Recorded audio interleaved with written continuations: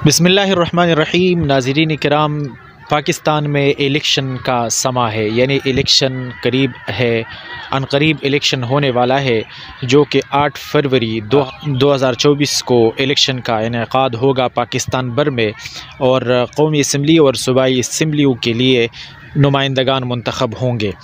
अब इस इलेक्शन के समा में मुख्तलिफ़ लोग मुख्तलिफ़ अपनी आरा पेश कर रहे होते हैं, मुख्तलिफ़ उनकी बातें हैं। जो लोग सियासी पार्टियों से मोहब्बत रखने वाले होते हैं, किसी लीडर से मोहब्बत रखने वाले होते हैं, तो वो अपनी लीडर की मोहब्बत में मुख्तलिफ़ क़लाबे मिला रहे होते हैं और उसको यकीनन मसीहा करार देकर पाकिस्तान के लिए खुश आइन करार दे रहे होते हैं।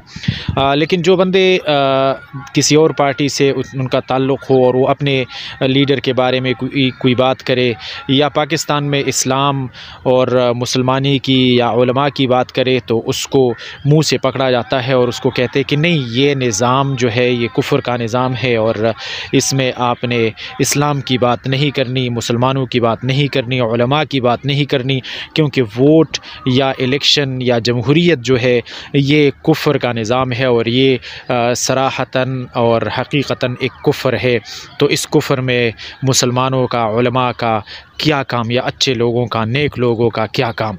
तो मैं उन लोगों से दस्तबस्ता अपील और गुजारिश कर रहा हूँ कि पाकिस्तान बनने की असल मकसद और पाकिस्तान का मारज़ी वजूद में आने का जो असल मकसद था वो दो कौमी नज़रिया था। पाकिस्तान बनने का जो असल मकसद था वो ला इलाहा इल्लल्लाह। पाकिस्तान का मतलब क्या? ला इलाहा इल्लल्लाह। तो जो मुल्क इस्लाम के नाम पर, कलमे के नाम पर मारज़ी वजूद में आया है, उस मुल्क में इस्लाम, मुसलमान या उलमा की बात क्यों करना की जाए। इस मुमलिकत खुदादाद पाकिस्तान का जो आइन तश्कील दे दिया गया और जो 1973 में जिस आइन के तहत आज कल हम पाकिस्तान के क़वानीन बनवा रहे हैं और पाकिस्तान में पाकिस्तान की बासी उसी 1973 के आइन के रूह से ज़िंदगी गुजार रहे होते हैं और उसी क़वानीन की पासदारी हो रही होती है। तो उस आइन के जो मौजिद हैं वो भी उलमाए किराम है और उसमें ये भी कहा गया और ये भी लिखा गया कि कुरान पाक हमारा सुप्रीम लॉ होगा और कुरान पाक ही हमारा तमाम फ़ैसलों का दारो मदार कुरान और सुन्नत पे होगा।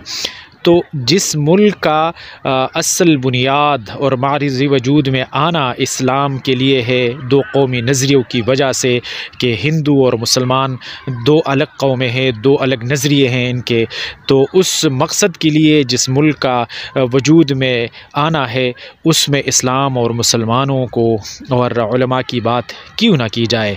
क्यों इस बात से लोग रोक रहे हैं।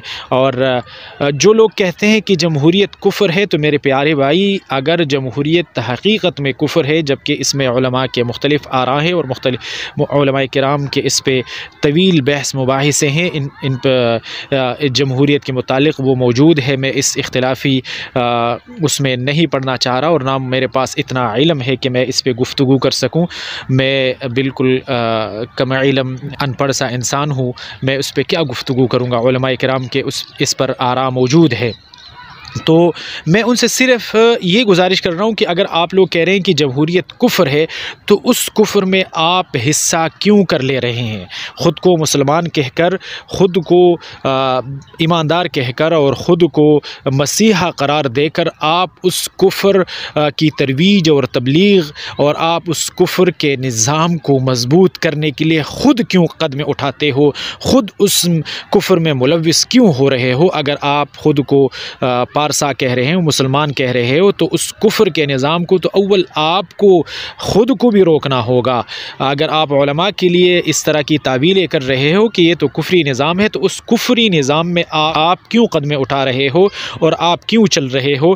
फिर बाज़ लोगों से मेरी बात हुई तो वो कह रहे हैं कि हाँ, जमहूरियत निज़ाम तो कुफ्र का है, लेकिन हम सिर्फ तरक्याती कामों के लिए बस इस जमहूरियत का हिस्सा हैं, ताकि सिर्फ जो तरक्याती काम है, बिजली है, रोड है, सीवरेज है, गलियाँ हैं, इन चीज़ों के लिए। भाई ये एक बहाना है। दरअसल गली मोहल्ले कूचे या नाले, रोड, बिजली, ट्रांसफार्मर, ये चीज़ें तो बाद में आती है। यही लोग जो मुंतखब होते हैं आपके वोट से, वो जाकर उस असम्बली में कवानीन बनाते हैं और बेशतर कवानीन इस्लाम के ख़िलाफ़ फिर सामने आती है।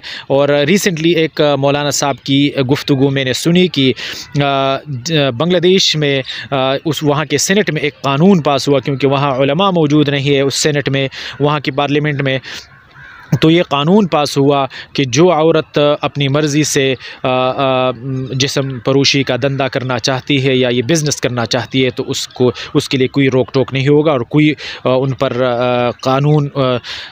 कोई कानूनी गिरफ्त नहीं होगी। तो ये चीज़ें आप जो लोगों को उनके आंखों में धूल झोंक रहे हैं कि ये तो दरअसल हम क्या कहते हैं, सिर्फ गली कूचों, महल्लों और रोड और ट्रांसफार्मर और इन चीज़ों के लिए इस निज़ाम का हिस्सा है, तो ये बिल्कुल सरासर गलत है।